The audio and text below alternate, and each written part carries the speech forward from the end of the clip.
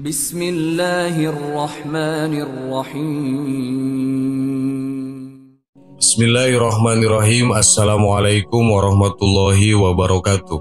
Sahabat yang beriman, Al-Quran merupakan kitab suci dan pedoman hidup bagi orang Islam. Membacanya merupakan ibadah dan bernilai pahala dari Allah Subhanahu wa Ta'ala. Bahkan dalam hadis disebutkan jika satu hurufnya diganjar dengan satu kebaikan dan dilipatkan menjadi 10 kebaikan.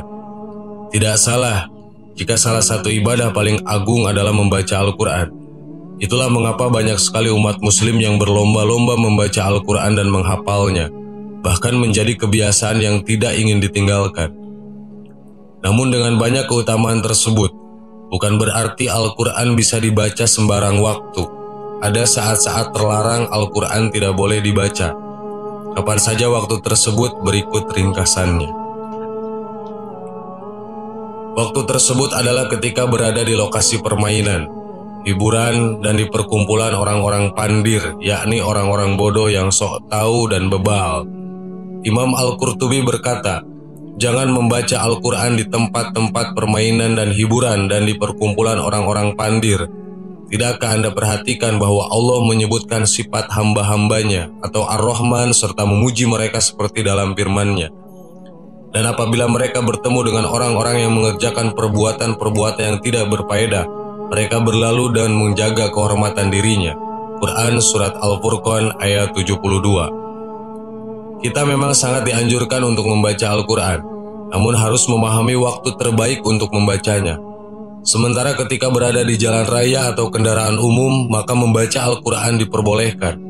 Dari Abdullah bin Mughal radhiyallahu anhu, dia berkata bahwa aku melihat Rasulullah SAW pada hari pembebasan kota Mekah, dan saat itu beliau membaca surat Al-Fath di atas tunggangannya.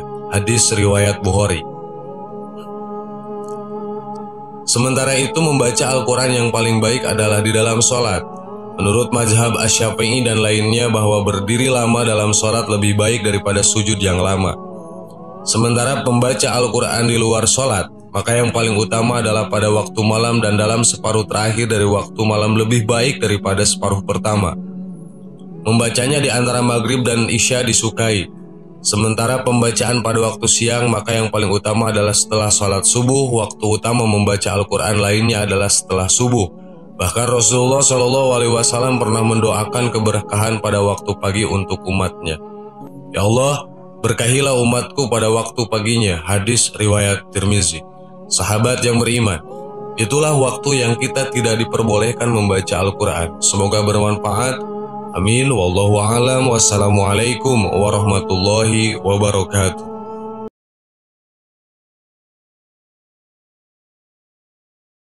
Bismillahirrahmanirrahim. Assalamualaikum warahmatullahi wabarakatuh. Sahabat yang beriman, Al-Quran adalah kitab suci umat Islam yang diturunkan oleh Allah Subhanahu wa Ta'ala kepada Nabi Muhammad SAW. Kitab ini diturunkan secara berangsur-angsur selama 22 tahun 2 bulan 22 hari. Pasti di antara kita sudah banyak yang mengetahui mengenai sejarah diturunkannya Al-Quran.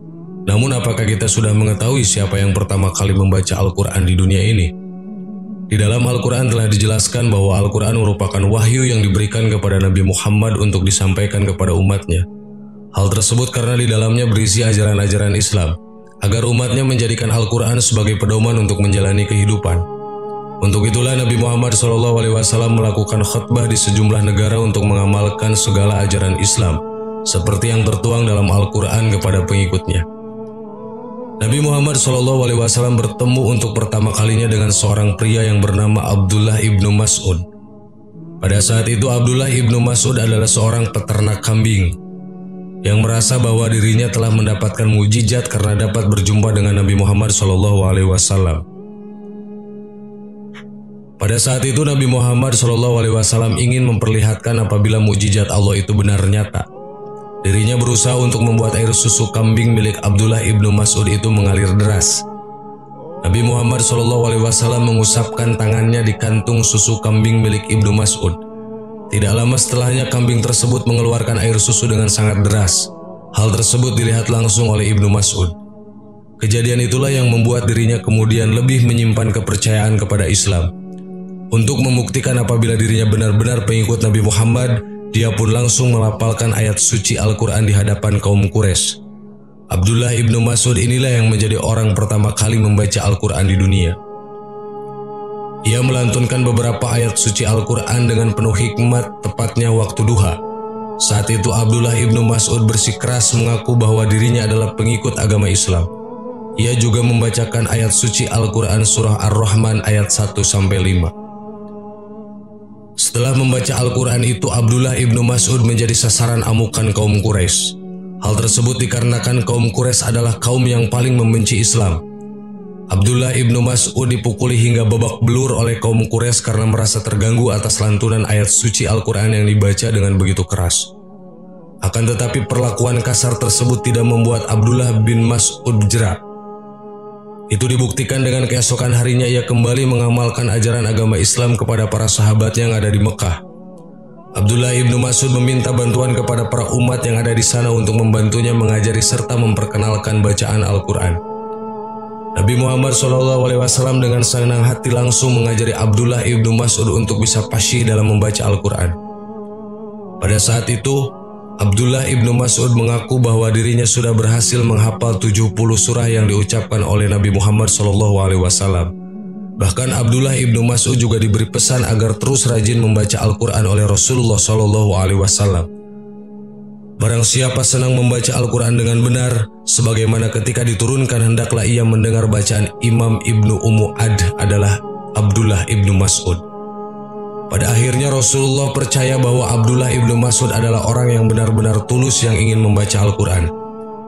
Kemudian dirinya meminta Abdullah ibnu Mas'ud untuk membacakan ayat suci Al-Quran di hadapannya. Setelah mendengarkan lantunan ayat yang dibacakan oleh Imam Ibnu Mas'ud, Rasulullah sempat meneteskan air mata karena kagum dengan Abdullah ibnu Mas'ud yang mampu dalam sekejap saja melantunkan ayat suci Al-Quran dengan begitu indah dan fasih. Sejak saat itulah, Rasul kemudian memberikan kekuatan kepada Abdullah ibnu Mas'ud serta menobatkan dirinya sebagai orang yang pertama kali membaca Al-Quran di dunia ini. Sahabat yang beriman, itulah orang yang pertama kali yang membaca Al-Quran di dunia ini. Semoga kita menjadi orang-orang yang selalu membaca Al-Quran dan akan jauh lebih baik membaca sambil mengamalkan isi kandungan di dalam Al-Quran tersebut. Amin. Wallahu a'lam. Wassalamualaikum warahmatullahi wabarakatuh.